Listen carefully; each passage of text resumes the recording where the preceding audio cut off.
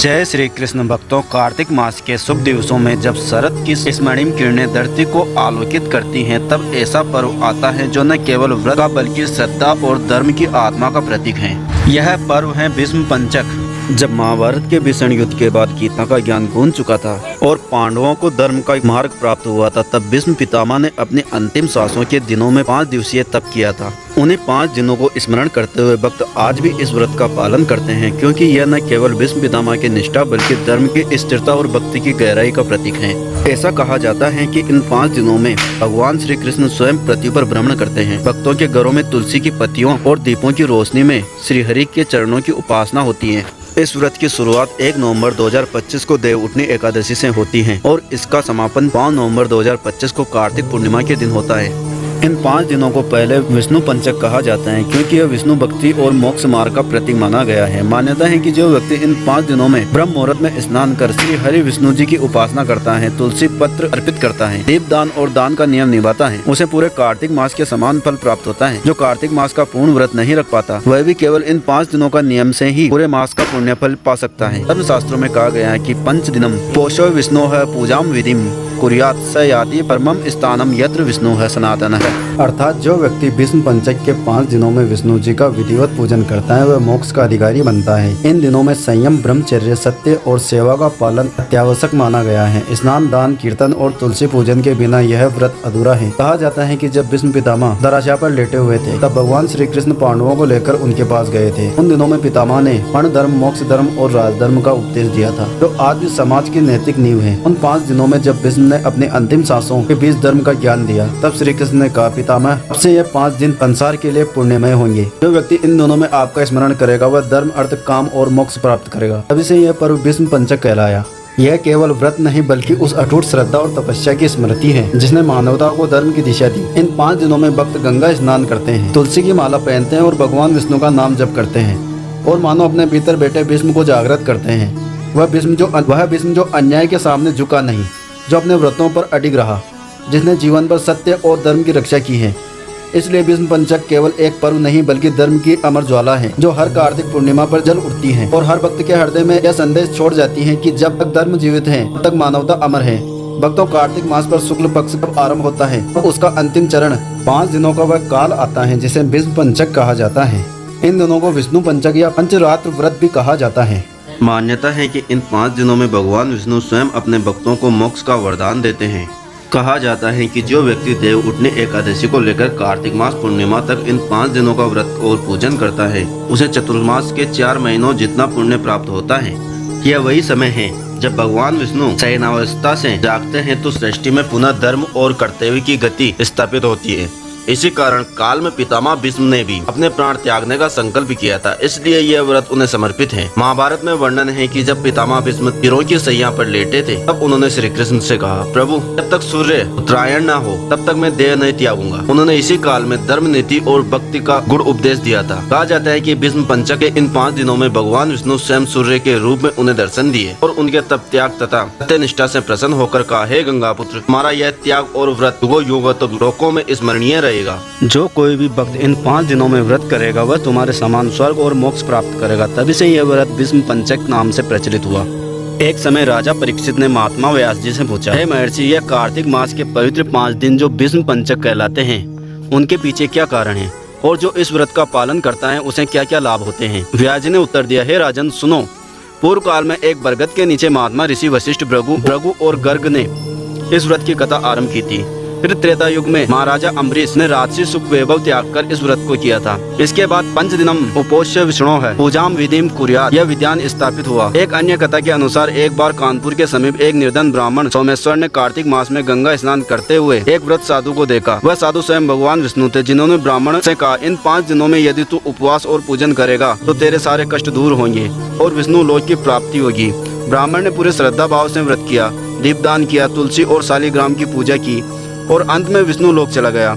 यह कथा सुनने और पालन करने से पापों का नाश होता है और पुण्य फल मिलता है। कहते हैं जो भक्त भीष्म पंचक में स्नान, दान, जप, उपवास, दीपदान और तुलसी पूजन करता है, उसके जीवन के सभी दोष समाप्त हो जाते हैं। यह व्रत व्यक्ति को भीष्म पितामह के समान धर्मनिष्ठ, साहसी और सत्य प्रिय बनाता है। इसलिए भक्तजन इन 5 दिनों को अत्यंत श्रद्धा, भक्ति और नियम से मनाते हैं। जो कोई इन दिनों में एक भी बार भगवान विष्णु का नाम लेता है, तुलसी का दीप जलाता है या गंगा जल का अर्घ्य देता है, वह समस्त पापों से मुक्त होकर वैकुंठ धाम की प्राप्ति करता है। कहते हैं भीष्म पंचक यह पठेत भक्ति भावेन सदा स गच्छेत विष्णु लोकम च न पुनर्जन्म लभेत क्वचित्। महाभारत के उस रक्त रंजित युग में जब धर्म और अधर्म का संघर्ष अपने चरम पर था, कुरुक्षेत्र की धरती पर न केवल योद्धाओं का रक्त बहा बल्कि आदर्शों की अग्नि भी प्रज्वलित हुई। उसी युद्ध के अंत में जब भीष्म पितामह धर्मराज भीष्म अपने बाणों की सैया पर लेटे थे, तब उनके मुख से निकले शब्द आज भी गूंजते हैं। वह क्षण था जब मृत्यु को स्थगित कर उन्होंने ज्ञान का प्रकाश फैलाया। भगवान श्री कृष्ण स्वयं पांडवों को लेकर उनके समीप आए। पितामह के मुख पर एक अद्भुत तेज था। वह शरीर से घायल थे पर आत्मा अडिग थी। श्री कृष्ण ने कहा, पितामह आपसे बढ़कर धर्म का ज्ञाता इस संसार में कोई नहीं है। युद्ध समाप्त हो चुका था, पांडव विजयी हैं, पर अब इन्हें धर्म, नीति और मोक्ष का ज्ञान दीजिए। तब भीष्म ने 5 दिनों तक अपने वचन से जीवन का सार समझाया। पहले दिन उन्होंने यमराज युधिष्ठिर को राजधर्म का उपदेश दिया, कैसे राजा को अपने प्रजा के प्रति न्याय प्रिय, दयालु और सच्चा होना चाहिए। दूसरे दिन उन्होंने वर्ण धर्म का विवेचन किया कि समाज का प्रत्येक व्यक्ति अपने कर्म से ही महान बनता है, न कि अपने जन्म से। तीसरे दिन उन्होंने आश्रम धर्म का मार्ग बताया कि ब्रह्मचर्य, ग्रस्त, वानप्रस्थ और सन्यासी ये जीवन के 4 पथ हैं जो मनुष्य को संतुलन देते हैं। चौथे दिन उन्होंने मोक्ष धर्म का रहस्य खोला। उन्होंने बताया कि जब व्यक्ति अपने कर्मों के बंधन से मुक्त होता है, तब उसे ब्रह्म का साक्षात्कार होता है। 5वें दिन जब सूर्य पूर्णता को प्राप्त हो रहा था, तब उन्होंने श्री कृष्ण की ओर देखकर कहा, प्रभु आप मेरे प्राण आपके चरणों में विलीन होने की आकांक्षा रखते हैं। श्री कृष्ण ने प्रसन्न होकर कहा, हे गंगा पुत्र, तुम्हारा यह ज्ञान अमर रहेगा और आने वाले युगों में ये 5 दिन तुम्हारी स्मृति में भीष्म पंचक कहलाएंगे। जो कोई भी इन दिनों में जल अर्पण करेगा, व्रत करेगा, वह पाप से मुक्त होकर परम पद को प्राप्त करेगा। यही कारण है कि देव उठने एकादशी के कार्तिक पूर्णिमा इन 5 दिनों को भीष्म पंचक कहा जाता है। परंतु ग्रंथों में एक कथा और आती है। एक ब्राह्मण और उसकी पत्नी जो भीष्म पंचक व्रत की महिमा का प्रत्यक्ष प्रमाण है। प्राचीन काल में एक निर्धन ब्राह्मण अपनी पत्नी सहित अत्यंत कठिन जीवन व्यतीत करता था। उनके घर में न अन्न था न वस्त्र, परंतु दोनों का विश्वास अटूट था।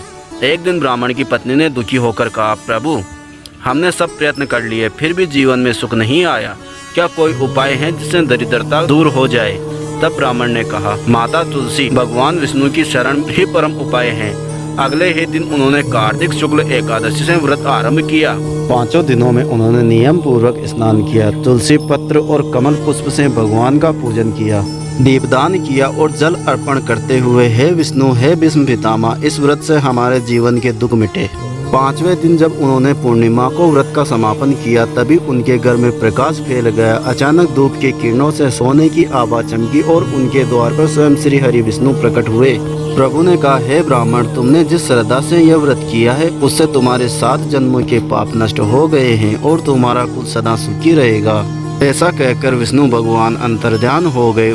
उसी क्षण ब्राह्मण और उसकी पत्नी का जीवन परिवर्तित हो गया, दरिद्रता दूर हो गई और वे विष्णु लोक को प्राप्त हुए। तभी से कहा जाता है कि भीष्म पंचक व्रत केवल एक उपवास नहीं, बल्कि भीष्म की निष्ठा, विष्णु की कृपा और भक्त के विश्वास का संगम है। जो भक्त इन 5 दिनों में श्रद्धा से स्नान, दान, जप और भक्ति करता है, वह जीवन में धर्म, अर्थ, काम और मोक्ष चारों पुरुषार्थों की प्राप्ति करता है। यही है भीष्म पंचक अमर कथा, जहाँ भीष्म का व्रत, ब्राह्मण का विश्वास और विष्णु की कृपा मिलकर भक्ति का ऐसा अमृत बनाते हैं जो हर भक्त के हृदय को दिव्यता से भर देता है। भक्तों, भीष्म पंचक व्रत की पूजा विधि अत्यंत पवित्र और फलदायी मानी गई है।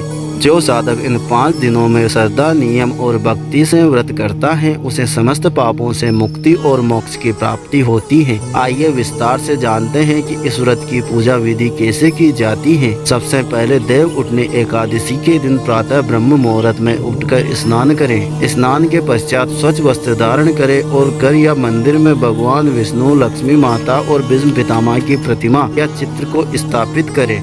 पूजन स्थान को गंगाजल से शुद्ध करें और दीपक जलाएं। इसके बाद ओम नमो भगवते वासुदेवाय नमः मंत्र का जप करते हुए श्री हरि का आह्वान करें। फिर तुलसी दल, पीले पुष्प, चंदन, धूप, दीप, नैवेद्य और पंचामृत से भगवान का पूजन करें। इन 5 दिनों में भगवान विष्णु के पंच रूप की विशेष पूजा करने की परंपरा है। पहले दिन एकादशी के दिन भगवान के चरणों में कमल का पुष्प अर्पित करें। दूसरे दिन द्वादशी के दिन उनकी जांघों पर बिलपत्र रखें। तीसरे दिन त्रयोदशी नाभि पर सुगंधित चंदन लगाएं। चौथे दिन चतुर्दशी कंधों पर जावा पुष्प अर्पित करें और पांचवें दिन पूर्णिमा उनके मस्तक पर मालती या मोगरा का पुष्प अर्पित करें। प्रत्येक दिन तुलसी माता की पूजा करें। तुलसी के पौधे के पास दीपक जलाना और ओम तुलसी नमः का मंत्र का जाप विशेष पुण्यदायी माना जाता है। साथ ही गंगा जल से अर्घ्य देना चाहिए। यह पितामह भीष्म के तीरशैया पर दिए गए जल अर्पण की स्मृति का प्रतीक है। इन 5 दिनों में व्रती को सात्विक आहार लेना चाहिए या यदि संभव हो तो निर्जल या फलाहार व्रत करना चाहिए। रात्रि में भगवान विष्णु का कीर्तन, दीपदान, तुलसी पूजा और हरि नाम संकीर्तन करना चाहिए। कहा गया है कि जो भीष्म पंचक के दौरान 5 दीपक जलाता है, एक भगवान विष्णु के लिए, एक लक्ष्मी माता के लिए, एक तुलसी के लिए, एक गंगा के लिए और एक भीष्म पितामह के नाम से, उसके घर में लक्ष्मी का स्थायी वास होता है। पूर्णिमा के दिन यानी व्रत के 5वें दिन विशेष रूप से भगवान श्री हरि को पंचामृत स्नान कराना चाहिए, उन्हें पीताम्बर पहनाना चाहिए और तुलसी दल युक्त खीर, मिश्री, गुड़ और घी से भोग लगाना चाहिए। इसके बाद भीष्म स्तुति का पाठ करें। अंत में व्रत की समाप्ति पर ब्राह्मण को भोजन कराकर दान दक्षिणा दें और भगवान से क्षमा याचना करें। हे प्रभु, यदि इस व्रत में मुझसे कोई त्रुटि हुई हो तो कृपया क्षमा करें। भक्तों, जो इस विधि को भीष्म पंचक व्रत करता है वह जन्म जन्म से पापों से मुक्त होकर मोक्ष प्राप्त करता है। पौराणिक कथाओं में कहा गया है, भीष्म पंचकम व्रतम ये कुर्वन्ति हृदया हुता ते विष्णु लोकम अचंति नरजन लंबती ते। अतः इन 5 दिनों में नियम, संयम और भक्ति से व्रत करें, श्री हरि का स्मरण करें और पितामह भीष्म को नमन करें। यही इस व्रत की सच्ची साधना है। प्रेम से बोलिए श्री हरि विष्णु। ऐसे ही और भी रोचक और आध्यात्मिक वीडियो के लिए चैनल को सब्सक्राइब कर लें। दोस्तों, आपको यह कथा कैसी लगी कृपया कमेंट में जरूर बताएं।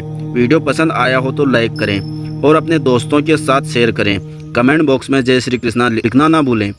फिर मिलते हैं एक और दिलचस्प वीडियो के साथ। धन्यवाद। जय श्री कृष्णा।